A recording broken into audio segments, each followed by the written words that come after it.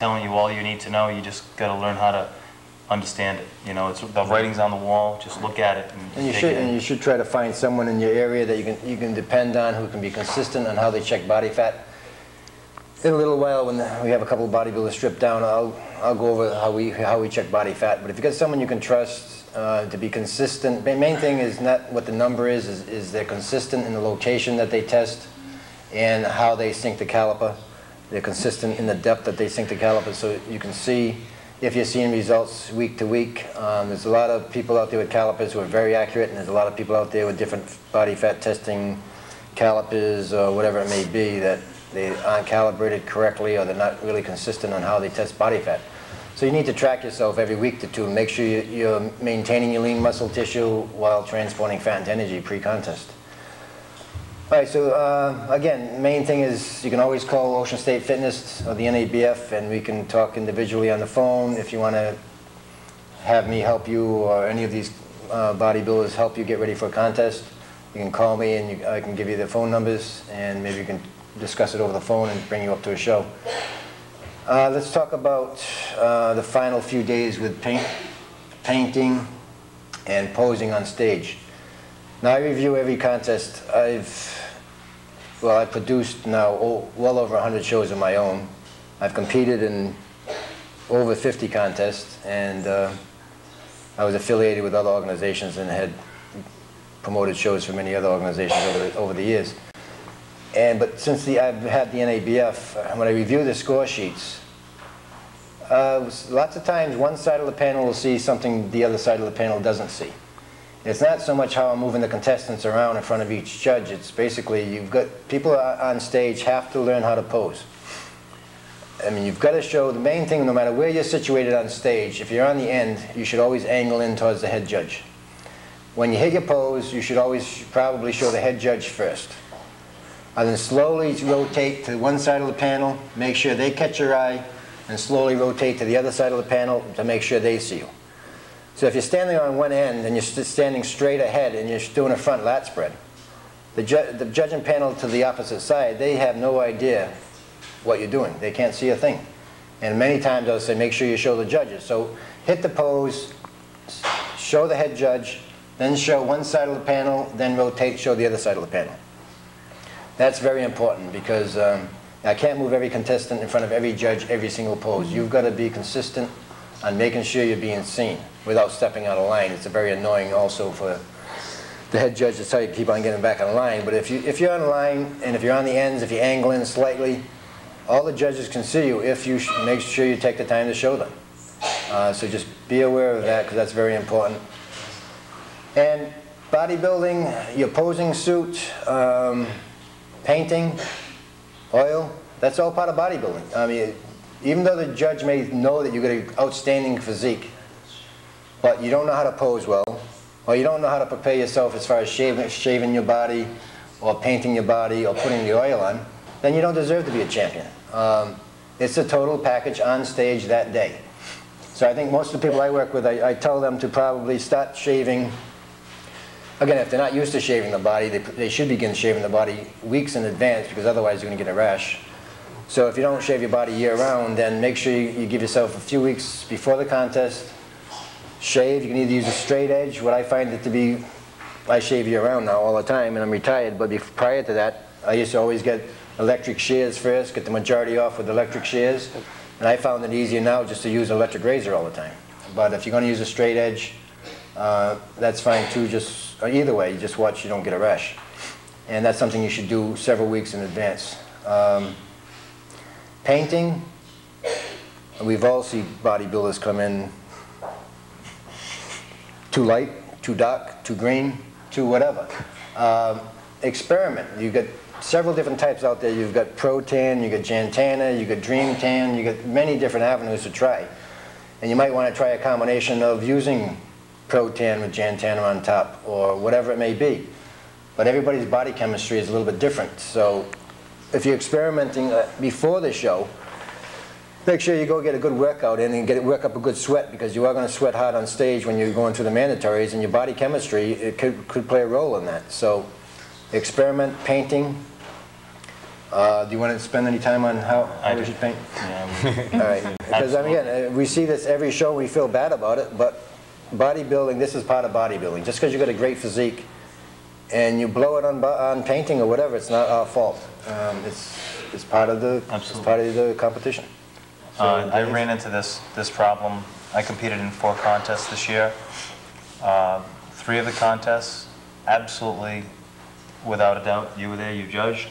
A lot of you guys were there. I definitely would have placed better if my color was better. Okay? One show actually 2 of the shows I was too light, and 1 of the shows I started turning green. That's my fault, and I should know that after being in it as long as I did. Finally, for the Nationals, I talked to a few people, tried a few different things, and I actually had to use a combination of Pro Tan with Jantana, and it came in fine, and it didn't turn green, and I had a much better color, and you know, there are some people that just come in that have that nice golden bronze color that really looks great, and the oil just kind of sheens very nicely off their body. Well, if I couldn't have that color, what happens if I tried to get that color, I would look brown and green almost at the same time without any kind of shimmer or sheen to my body. It's so important. It is so important. There's nothing worse than dieting 4 months for a contest and not doing well because of your own ignorance. And there's nothing like when you finally figure it out, too. Yeah, you know, but it took a lot of time, and it took a lot of years, and you don't think of it as, what really upset me the most was I would spend so much time making sure I ate 6 ounces of chicken instead of 7 ounces of chicken, okay? But I wouldn't work that, you know, do you understand what I'm saying? I mean, and an 8-ounce potato instead of a 9-ounce potato, but I spent absolutely 0 time worrying about, does this oil give me a rash, or does this Pro Tan work on me, or you know, should I shave my body all the time, but, you know, should I do this or should I do that? Worrying about what image am I projecting when I go out on stage. Because bodybuilding is when you go up on stage, you are presenting a package to the judge. Is it pleasing to the eye? If it's not pleasing to the eye, well, you're not going to win. And again, you don't deserve to be a champion. If you did, it's just another facet of being a bodybuilder, I believe, or a competitive bodybuilder. Right. There's one thing. Most of the products you use, if you've never painted your body, dyed your skin before, usually the first coat, you pretty much cover your whole physique. Lots of times people are working, they don't want to do their face or their hands until the last coat. But in any event, when you do put on Jantana or Pro Tan, you've got to really work it in, number one, especially the Pro Tan. If it comes in a spray bottle, we always recommend just shake the bottle, pour it into a bowl, dip the applicator in just slightly, and squeeze it out good. Then you've got to really work it in. You just can't, you don't paint it on and leave it there. You've got to work it in and make sure it's nice and even. Pretty much the first coat, you can cover your total physique. Each coat after that, your hands, your elbows, your knees, and your feet, those areas, you should go around them during each coat after the first coat, or then when the applicator is just about dry, then so you don't have an obvious line, then working in dry in those areas, because otherwise your hands, your elbows, your knees, and your feet are going to get extremely black. Yep. So I think that works for most people. First coat, apply it to your whole physique, but work it in. Don't pour it on and leave it there. You've got to work it in until it's dry. After that, most people go over with a hairdryer to make sure it's extra dry. To avoid a dirty look on stage, I usually recommend, if you're using Pro Tan, you know, whether you're going to use Jantana or Dream Tan over it later, in between coats, you should take a light shower. You can't scrub, you can't use soap. It should be just a cool walk under the water, let the excess water die, rinse off, and pat dry. Don't go in there scrubbing with soap and water. Don't go in there and scrubbing your body dry with a towel. Just rinse off the excess and pat your body dry with a towel before you apply your second and third coat. And that's very important, because a lot of people apply it fairly well, but after they put on so many coats, they begin to get a very dirty look. So that will give you a much better, cleaner color on stage. I think most bodybuilders, it depends on your complexion, but most bodybuilders nowadays will probably put their first coat on sometime Thursday. Some people on Wednesday, but I usually, if you get a base tan, I usually suggest Thursday night, Friday morning, Friday night, and then if you need your final coat on Saturday morning. And it doesn't matter what your complexion fits right. I use tan. Black, paints his physique. I paint Thursday and Friday. So again, it depends on, I mean, if you're very dark complected, got good color from natural sun or from tanning, then maybe you don't need it. But there are a lot of black people, especially in the off months, that they don't have that glow to the skin that they normally do during the summer months. So no matter if you're black or white, and there's a lot of black bodybuilders who do still dye their skin. Joe, do you? Yeah. And tan as well. You know, Jean Domingue does. Right.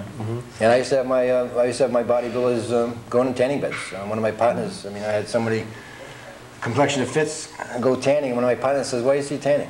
I just explained to him, under the lights, Right. just makes a big difference. You want to have a nice, dark, clean, even color. You'll see Kevin Topka in a minute. He's a junior national champion. He also dark-skinned, but he's very pale through the midsection. So he has to really get a good base tan, and he has to paint his physique also. So again, that's part of bodybuilding. A lot of people, in the morning of the contest, usually after the meeting, I usually suggest bodybuilders to start pumping up maybe 2 or 3 classes before their classes are going to be called. At that time, they should have their suits on. If you're going to use a hot stuff vasculator to keep your body warm, at that time you should probably put your first coat on of that to keep your physique warm. And as you're pumping up, before the 5-minute warning, you should be already having your first coat of oil on. And work the oil in. Just don't let it drip off of you. Too much oil, the judges aren't going to be able to see any striations in the muscle. You're going to get too much glare off the lights. If you're too dry, you don't have enough oil on, that's going to have this, basically just not going to look as good on stage. So experiment with your painting, your tanning, your dyeing, your oil, your vasculator, if you're going to use a vasculator to keep your body warm. If you're going to experiment with something to help get your veins out, whether it be niacin or whatever some people may use, then you should also experiment with that before the contest. But again, this is all part of bodybuilding, and lots of times we see some good bodybuilders that we know probably should have won the class, that we can't give it to them because they didn't look the way they should have looked on stage. So again, this is all very important and all part of bodybuilding. Absolutely. As far as the, you were saying, when you're backstage getting ready to pump up, I'll agree with that. A lot of guys have a tendency, they've been waiting for this for 2, 3, 4 months, and they start pumping up, 4 classes before.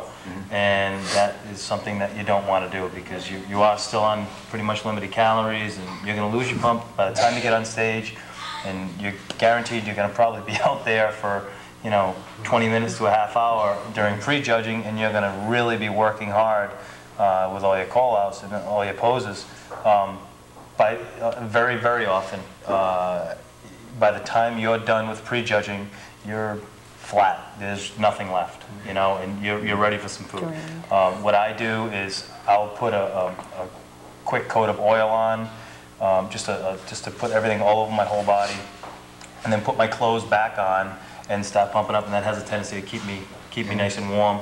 But you're not putting too much, because some of the oil is going to come off on your clothes, and then pump up. And when it gets ready, then you want to make sure you have your towel with you, and you have somebody backstage with you helping you out, and whomever that might be, and holding the towel for you so you can keep your hands nice and clean. There's nothing worse than seeing a bodybuilder with black hands going on stage, and because if you can see it, you can imagine what the judges can see and the audience can see. And you're putting your hands over your head, and you've got black palms because you've been putting your tan on. But it's really important. Take as much time into your pre-contest and just getting out there to present your physique as you did with getting up at 5 o'clock in the morning to ride that bike, or staying late to ride that bike, and the effort that you're putting into your nutrition and the effort that you're putting into your training. It's grueling. It really is. And Al said it exactly. It's the most difficult and demanding sport on the planet. I firmly believe it.